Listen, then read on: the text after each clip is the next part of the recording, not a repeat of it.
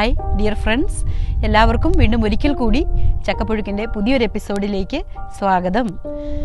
നമ്മുടെ ഈ ചക്കപ്പുഴുക്ക് ചാനലിൽ സ്മ്യൂളിൽ ഞാൻ പാടിയിട്ടുള്ള കുറച്ച്, ഞാൻ കഴിഞ്ഞൊരു എപ്പിസോഡിൽ പറഞ്ഞിരുന്നു, ഞാൻ തന്നെ പാടിയിട്ടുള്ള പാട്ടുകളും എൻ്റെ കൂടെ പാടിയിട്ടുള്ള സിംഗേഴ്സിനെ എല്ലാം ഉൾപ്പെടുത്തിക്കൊണ്ട് അങ്ങനത്തെ കുറച്ച് പാട്ടുകളുടെ എപ്പിസോഡുകൾ ചെയ്യണമെന്ന് ഞാൻ ആഗ്രഹിക്കുന്നു എന്ന് പറഞ്ഞിരുന്നു. അതിൻ്റെ ഒരു ഉദ്ഘാടന കർമ്മം എന്ന് പറഞ്ഞ പോലെ ഇന്ന് നമ്മൾ ഒരു പാട്ടുകൊണ്ട് അത് ഉദ്ഘാടനം ചെയ്യുവാണ്. അത് ഈ കഴിഞ്ഞ ഏപ്രിൽ 4-ന് കഴിഞ്ഞ ദിവസം എൻ്റെ അമ്മ മരിച്ചിട്ട് 14 വർഷമായ ദിവസമായിരുന്നു.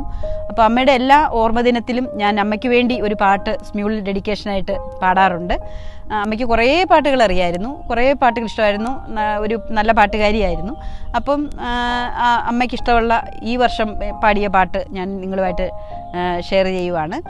അത് വിസ്മയത്തുമ്പത്ത് എന്ന് പറഞ്ഞ ഒരു മൂവിയിലെ 2004 ഇറങ്ങിയ, എനിക്ക് തോന്നുന്നത് കൈതപ്രം ദാമോദരൻ നമ്പൂതിരിയുടെ വരികൾക്ക് ഔസേപ്പച്ചൻ സാറ് മ്യൂസിക് കൊടുത്ത, എനിക്ക് അതിൻ്റെ അകത്ത് മെയിനായിട്ട് 2 പാട്ടുകളാണ് എനിക്ക് ഏറ്റവും എൻ്റെ മനസ്സിൽ തങ്ങി നിൽക്കുന്ന ഇഷ്ടമുള്ള പാട്ടുകൾ. ഒരെണ്ണം ഞാനിപ്പം ഇതിൻ്റെ അകത്ത് മെയിനായിട്ട് ചെയ്യുന്നുണ്ട്. പിന്നെ അടുത്തത് ഇതാണ്. പ്രിയനേ നീ എന്നെ അറിയാതിരുന്നാൽ എന്തിനാണിനി ജന്മം, പ്രിയനേ നിൻ വിരൽ മീട്ടി ഉണരാൻ വെറുതെ മോഹിക്കയാണോ ഞാനാ തന്ത്രികൾ പോയൊരു വീണ. അതെനിക്ക് ഒത്തിരി ഇഷ്ടമുള്ളൊരു പാട്ടാണ്. അപ്പം ഇതിൻ്റെ അകത്ത് നയൻതാര ആദ്യമേ തന്നെ മരിച്ചു പോകുന്നതായിട്ട് ഒരു ആത്മാവായിട്ട്, ആത്മാവ് ഈ മോഹൻലാൽ എന്ന് പറഞ്ഞ, ഇത് നല്ല കാറ്റാണ് ഇവിടെ, അതുകൊണ്ട് ഞാൻ എൻ്റെ ഈ വീടിൻ്റെ വെളിയിൽ ഒരു കൃഷിസ്ഥലം ഉണ്ടെന്നൊക്കെ ഞാൻ ഇതിനു മുമ്പത്തെ പല എപ്പിസോഡുകളിൽ ഇവിടെ വന്നിരുന്ന് പിടിച്ചിട്ടുണ്ട്. അപ്പോൾ അവിടെ വന്നിരുന്ന് ഇച്ചിരി നൊസ്റ്റാൾജിയായും ഈ പാട്ടും ഒരു ആത്മാവിൻ്റെ ഓർമ്മകളും ഒക്കെ ആയതുകൊണ്ട് ഇവിടെ ഇരുന്ന് ചെയ്യാമെന്ന് ഞാനുണ്ട്. പക്ഷേ നല്ല തണുപ്പുണ്ട്, ഏപ്രിൽ മാസമായിട്ടും തണുപ്പ് പോയിട്ടില്ല. അതിൻ്റെ ഇടയ്ക്ക് കാറ്റും വീശുന്നുണ്ട്. അതാണ് ഈ വീഡിയോ ഇടയ്ക്കൊക്കെ ഇങ്ങനെ സ്റ്റാൻഡ് മറിച്ചിടുന്നുണ്ട് കാറ്റ്. എന്നും ഇതിലും ഭയങ്കര ശക്തമായ കാറ്റ്, അത്രയും കാറ്റില്ല ഇവിടെ ഒരു കാറ്റിൻ്റെ സെൻറ്ററാണെന്ന് ഞാൻ പലപ്പോഴും പറയാറുണ്ടല്ലോ.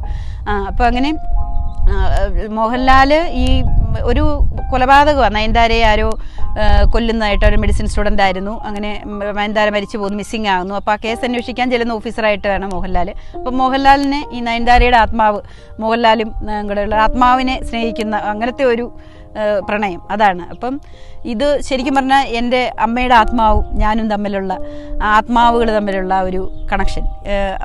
മരണത്തിന് ഒരിക്കലും സ്നേഹത്തെ തോൽപ്പിക്കാനോ നമ്മുടെ ആത്മാവുകൾ തമ്മിലുള്ള ബന്ധം വിച്ഛേദിക്കാനോ ഒന്നും പറ്റത്തില്ലല്ലോ. അപ്പോൾ അങ്ങനെ അതുപോലെ ഞാൻ ഈ പാട്ട് കൂടത്തിൽ പാടിയിരിക്കുന്ന എൻ്റെ കോ സിംഗർ, എനിക്ക് ഒത്തിരി ഇഷ്ടമുള്ള സുജ ചേച്ചിയാണ്, സുജ രാജശേഖരൻ. ആ പേരിൽ തന്നെ ഒരു ഭംഗിയുണ്ട്. അതുപോലെ തന്നെ ചേച്ചിയെ കാണാനും ചേച്ചിയുടെ പാട്ട് കേൾക്കാനും നല്ലൊരു പാട്ടുകാരിയാണ്. എനിക്ക് ഒത്തിരി നാളത്തെ പരിചയമൊന്നുമില്ല, പക്ഷേ ഒത്തിരി ആൾക്കാരുടെ കൂടെ ഞാൻ സ്മ്യൂളിൽ പാടിയിട്ടുണ്ടെങ്കിലും ആരുടെയും ഒന്ന് പേഴ്സണലായിട്ട് വളരെ ചുരുക്കം ആൾക്കാരുമായിട്ട് നമുക്ക് അറിയത്തുള്ളൂ. അപ്പോൾ ചിലരെ കാണുമ്പോൾ എനിക്ക് തോന്നി ഇവരെ എനിക്കൊന്ന് പരിചയപ്പെടണം എന്ന് വിചാരിച്ച് ഞാൻ അങ്ങോട്ട് ഇന്ന് മെസ്സേജ് ബോക്സിൽ ചെന്ന് നമ്പർ ചോദിക്കുകയൊക്കെ ചെയ്ത് അങ്ങനെ ഞാൻ പരിചയപ്പെട്ട ഒരാളാണ് സുചേച്ചി. അപ്പം സുചേച്ചിയുടെ കൂടെ ആകട്ടെ ഇന്നത്തെ, ഞങ്ങൾ നേരിട്ട് കണ്ടിട്ടില്ല, നേരിട്ട് സംസാരിച്ചിട്ടില്ല, എങ്കിലും ആത്മാവുകൾ ഞങ്ങൾ തമ്മിലും ഒരു നല്ലൊരു കണക്ഷനുണ്ട്. അപ്പോൾ സുചേച്ചിയുമായിട്ടുള്ളൊരു പാട്ടാകട്ടെ ഇതിൻ്റെ ഉദ്ഘാടനത്തിനെന്ന് ഞാൻ വിചാരിച്ചു. അപ്പം ഈ പാട്ട് നമ്മളെ ഇങ്ങനെ കുറേ ഓർമ്മകളിലൂടെ, ഞാൻ ഡൽഹി താമസിച്ചിരുന്ന കാലത്ത് പിള്ളേരൊക്കെ കൊച്ചുങ്ങളായിരുന്ന സമയത്ത് എൻ്റെ അമ്മ വന്ന് നിന്ന് എന്നെ സഹായിക്കാറുണ്ടായിരുന്നു. ഞാൻ ജോലിക്കുമൊക്കെ പോകുന്നു, ഹസ്ബൻഡ് കൂട്ടത്തിലില്ലായിരുന്നു, അങ്ങനെയൊക്കെയുള്ള അവസ്ഥയിൽ ഉള്ളതുകൊണ്ട് ആ സമയത്ത് ഇടയ്ക്കൊക്കെ അമ്മയ്ക്ക് പറ്റുമ്പോഴൊക്കെ അമ്മ വന്ന് എന്നെ എൻ്റെ കൂടെ നിൽക്കുകയും ഹെൽപ്പ് ചെയ്യുകയും ഒക്കെ ചെയ്യാറുണ്ടായിരുന്നു. അപ്പോൾ ആ സമയത്ത് ഞാനും അമ്മയും കൂടെ ഒത്തിരി എൻജോയ് ചെയ്തൊരു സമയമായിരുന്നു. ഞങ്ങൾ സരോജിനി നഗറിലും INA മാർക്കറ്റിലും കരോൾ ബാഗിലും ഒക്കെ ഞാനും അമ്മയും കൂടെ ഒത്തിരി ഷോപ്പിങ്ങിന് പിള്ളേരെയൊക്കെ കൊണ്ടുപോകുമായിരുന്നു. ഒത്തിരി സ്ഥലങ്ങളിൽ അപ്പുകറിലും ചിരിയാകറിലും ഒക്കെ ഡൽഹി കൂടെ കറങ്ങാൻ നടക്കുമായിരുന്നു. അപ്പം ഞങ്ങളുടെ ലാഡോസറായിൽ ഒരു ഫ്ലാറ്റ്, ഒരു അപ്പാർട്ട്മെൻറ്റിലായിരുന്നു ഞങ്ങൾ താമസിച്ചിരുന്ന, ഒരു റെൻ്റൽ ഹോം, അവിടെയായിരുന്നു ഞങ്ങൾ താമസിച്ചുകൊണ്ടിരുന്നത്. അപ്പം അവിടുത്തെ ഒരു നല്ല വീടായിരുന്നത്, റെൻ്റ് തന്നെയാണെങ്കിലും നല്ലൊരു ഭംഗിയുള്ളൊരു വീടായിരുന്നത്.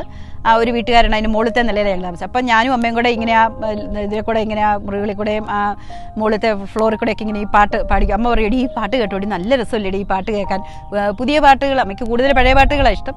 അപ്പോൾ ആ സമയത്ത് ഇറങ്ങിയ ഒരു ലേറ്റസ്റ്റ് മൂവി ആയിരുന്നു ഇത്. അമ്മ തന്നെ പറയുമായിരുന്നു, എടി ഞാൻ ഇന്നലെ സ്വപ്നം കണ്ടു, ഞാൻ മരിച്ചപ്പം ഞാൻ മരിച്ചുപോയി, എന്നിട്ട് ഞാനൊരു ആത്മാവായിട്ട് ഇങ്ങനെ പിന്നെ കുറേ മലകളുടെയൊക്കെ മുകളിൽ കൂടെ ഇങ്ങനെ ആകാശത്തിൽ കൂടെയൊക്കെ പറന്ന് ഇങ്ങനെ പോകുന്നതായിട്ട് സ്വപ്നം കണ്ടെന്നൊക്കെ അമ്മ എന്നോട് ഇടയ്ക്ക് അമ്മയുടെ സ്വപ്നങ്ങളെ കുറിച്ചൊക്കെ പറയാറുണ്ടായിരുന്നു. അപ്പോൾ അങ്ങനെയൊക്കെ എന്തൊക്കെയോ എനിക്ക് ഒത്തിരിയും കണക്ഷനുള്ള ഈ ഒരു പാട്ട് ഞാൻ ആദ്യം പറഞ്ഞതുപോലെ തന്നെ ഞാൻ പറഞ്ഞോ എനിക്കറിയത്തില്ല, ഞാൻ പറഞ്ഞില്ലെങ്കിൽ ഞാൻ മുൻകൂർ ജാമ്യം എടുക്കുവാണ്.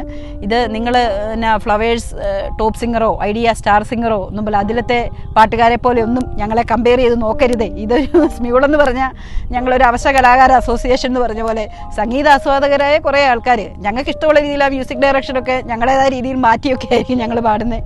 അത്രയും ഭംഗിയൊന്നും കാണിയില്ല. പാട്ടിനോടുള്ള ഇഷ്ടം കൊണ്ട് നമ്മൾ ആ പാട്ടങ്ങ് പാടുക. അത് പെർഫെക്റ്റ് ആണോന്നൊന്നും നമ്മൾ നോക്കുന്നില്ല. അപ്പോൾ നിങ്ങൾ പറയുമായിരിക്കും അങ്ങനെയാണ് ഞങ്ങൾക്ക് ഒറിജിനൽ പാട്ട് കേട്ടാൽ പോരെ, ഈ കഷ്ടപ്പെട്ട് ഈ പാട്ട് കേൾക്കേണ്ട ആവശ്യമുണ്ടോ എന്ന്. പക്ഷേ ഇത് നമ്മൾ കുറേ വെറൈറ്റി ആയിട്ട് നമ്മൾ കുറച്ച് കണക്റ്റഡ്, ഓരോ പാട്ടെന്ന് പറയുമ്പോഴും നമുക്ക് ഓരോ ഓർമ്മകളുണ്ടല്ലോ. അതുമൊക്കെ ആയിട്ട് ആ പാട്ട് നമ്മുടെ കൂടെ പാടുന്ന സിംഗറിനെ കുറിച്ചുള്ള എനിക്കുള്ള ഒരു ഓർമ്മയായിരിക്കും, അല്ലെങ്കിൽ ആ പാട്ടിനെ കുറിച്ചുള്ള ഓർമ്മയെ അതും കൂടെ കൂടി കണക്ട് ചെയ്താണ് നമ്മളിത് ചെയ്യുന്നതേ ഉള്ളൂ.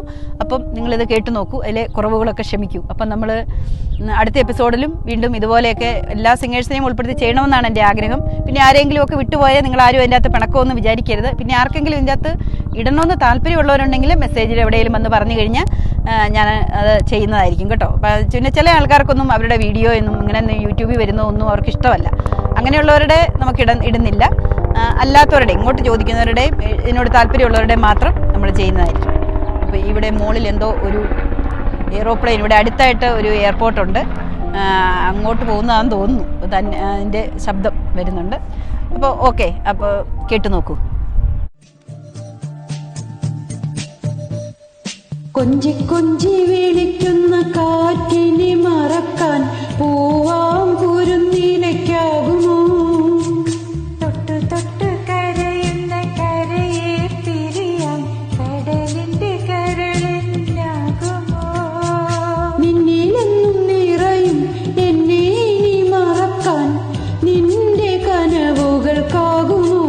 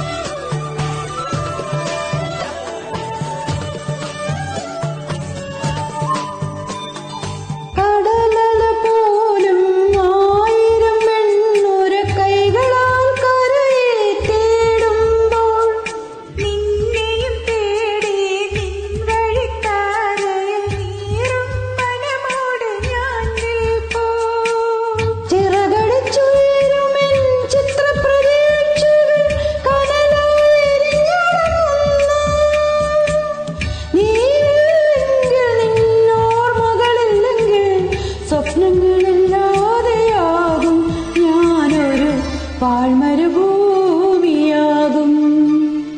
കൊഞ്ചി കൊഞ്ചി വിളിക്കുന്ന കാറ്റിനെ മറക്കാൻ പൂവാം കുരുന്നിലയ്ക്കാകുമോ? Thank you. ഓരോ പാട്ടും നമുക്ക് ഓരോ ഓർമ്മകളാണ്, നമ്മുടെ പ്രിയപ്പെട്ടവരെ കുറിച്ചുള്ള ഓർമ്മകൾ, നമുക്കിഷ്ടമുള്ള കുറേ ഓർമ്മകൾ. അതിൽ എൻ്റെ അമ്മയെക്കുറിച്ചുള്ള പ്രിയമുള്ള ഒരു ഓർമ്മയാണ് ഈ പാട്ടിന്. അമ്മയുടെ ആത്മാവ് എവിടെയോ ഇരുന്ന് ഇത് കേൾക്കുന്നുണ്ടാകും എന്ന് തന്നെ വിശ്വസിക്കുക. അപ്പോൾ നിങ്ങളെല്ലാവരും ഈ പാട്ട് എൻജോയ് ചെയ്ത് കാണും എന്ന് ഞാൻ വിചാരിക്കുവാണ്. പിന്നെ ഒന്നെങ്കിൽ ഞാൻ പല്ലവി മാത്രം, അല്ലെങ്കിൽ പല്ലവിയും അനുപല്ലവിയും കൂടി ഇടും. അതിൽ കൂടുതലല്ലേ ഇടയ്ക്കൊന്നൊക്കെ ആയിട്ടൊക്കെ ചിലപ്പോൾ ഇടും. പിന്നെ ചുരുക്കം ചിലപ്പം ഫുൾ സോങ്ങൊക്കെ ഇടവായിരിക്കും നല്ലതായിട്ടൊക്കെ വന്നാൽ. അപ്പം നിങ്ങളോട് എല്ലാവരോടും എനിക്കൊരു പേഴ്സണൽ റിക്വസ്റ്റ് ഉള്ളത് എന്നാന്ന് ചോദിച്ചാൽ, എല്ലാവരും എന്നോട് പറയാറ് ഷൈനി എപ്പോഴും പറയാൻ മറന്നു പോകും. എല്ലാ യൂട്യൂബേഴ്സും ആദ്യം പറയുന്ന കാര്യമാണ് എന്നെ സബ്സ്ക്രൈബ് ചെയ്യണം, സപ്പോർട്ട് ചെയ്യണം. ഞാൻ ഇടയ്ക്കൊക്കെ പറയാറുണ്ട്, പിന്നെ ഞാൻ മറന്നു പോകും. അപ്പം സബ്സ്ക്രൈബ് ചെയ്യുമ്പം അന്നേരം തന്നെ ഒരു ബെല്ലൈക്കൺ, ഒരു കുഞ്ഞ് സബ്സ്ക്രൈബ് ബട്ടണെ നമ്മൾ ഇങ്ങനെ ടച്ച് ചെയ്യുമ്പോൾ ഒരു ചെറിയൊരു ബെല്ലൈക്കണും കൂടെ വരും. അപ്പോൾ അതിൽ ടച്ച് ചെയ്യുമ്പം ഓൾ 2-3 ഓപ്ഷൻസ് ഉണ്ട്. അതിൽ ഏറ്റവും ആദ്യത്തെ ഓപ്ഷൻ ഓൾ എന്ന് പറഞ്ഞൊരു ഓപ്ഷൻ, അത് ചൂസ് ചെയ്യുക. അത് ചൂസ് ചെയ്യുമ്പം ഞാൻ ഏത് എപ്പിസോഡ് ഇട്ടാലും അന്നേരം തന്നെ നിങ്ങൾക്ക് കിട്ടും. പലരും എന്നോട് പറഞ്ഞു ഞങ്ങൾക്ക് ഇപ്പോൾ ഒന്നും കിട്ടാറില്ല എന്നൊക്കെ പറഞ്ഞു. അപ്പോൾ അതുകൊണ്ടാണ് കിട്ടാത്തത്. എന്നാൽ മാത്രമേ എനിക്ക് വ്യൂസ് കിട്ടത്തുള്ളൂ. അപ്പം ഇങ്ങനെ എൻ്റെ ഒരു സന്തോഷത്തിന് വേണ്ടി ഞാനിത് ചെയ്യുന്നതെന്ന് പറഞ്ഞാലും കുറേ ഒരു ഇമ്പ്രൂവ്മെൻറ്റും ഇല്ലാതെ നമുക്കൊരു വ്യൂസും ഇല്ലാതെ ഇങ്ങനെ കിടക്കുമ്പം ഞാനും ഓർക്കും എന്തിനാണ് ഞാൻ ചെയ്യുന്നത്. എനിക്കൊരു സങ്കടവും നിരാശയും ഒക്കെ ഇടയ്ക്ക് വരും. ഞാൻ ഓർക്ക് നിർത്തിയേക്കാം എന്നൊക്കെ വിചാരിക്കും. അപ്പോൾ എന്നെ നിങ്ങൾ ഒത്തിരി നിരാശപ്പെടുത്തുകയോ സങ്കടപ്പെടുത്തുകയോ ഒന്നും ചെയ്യാതെ ആ ഒരു ഓപ്ഷനും കൂടെ സബ്സ്ക്രൈബ് ബട്ടണിൽ ടച്ച് ചെയ്യുക. സബ്സ്ക്രൈബ്ഡ് എന്ന് വന്ന് കഴിയുമ്പോൾ അതിന് കൂടിയാന്ന് തോന്നുന്നു ഒരു ചെറിയ ബെല്ലൈക്കൺ വരും. ഇപ്പോൾ ഇവിടെ സൈഡിൽ കാണിക്കാം. അപ്പോൾ അതുപോലെ ചെയ്യുക. അപ്പോൾ ഇതുവരെ ഇങ്ങനെ ചെയ്യാത്തവരുണ്ടെങ്കിൽ അൺസബ്സ്ക്രൈബ് ചെയ്തിട്ട് പിന്നെ ഒന്നും കൂടെ പോയി സബ്സ്ക്രൈബ് ചെയ്ത് ഈ രീതിയിൽ ചെയ്യുവാണെങ്കിൽ എനിക്ക് കുറച്ച് വ്യൂസും കൂടെ കിട്ടും. അപ്പോൾ അതെനിക്കൊരു പ്രോത്സാഹനം, എനിക്ക് കുറച്ച് കൂടെ നന്നായിട്ട് ചെയ്യാനും ഒക്കെ ഒരു നമ്മുടെ ജീവിതത്തിനെ ഒരു സന്തോഷത്തിനും ഒരു മുമ്പോട്ട് കൊണ്ടുപോകുന്ന ഒരു പോസിറ്റീവ് എനർജിയാണ് ഓഫ് കോഴ്സ് എനിക്ക് ഈ ചാനലും എൻ്റെ കൊച്ചു കൊച്ചു പാട്ടുകളും ഒക്കെ. അപ്പം നിങ്ങളുടെ പ്രോത്സാഹനവും ഒക്കെ പ്രതീക്ഷിക്കുവാണ്. അടുത്ത എപ്പിസോഡിൽ വേറെ ഏതെങ്കിലുമൊക്കെ പാട്ടുകളുമായ മറ്റെന്തെങ്കിലുമൊക്കെ കണ്ടുമുട്ടുന്നവരെ ടേക്ക് കെയർ.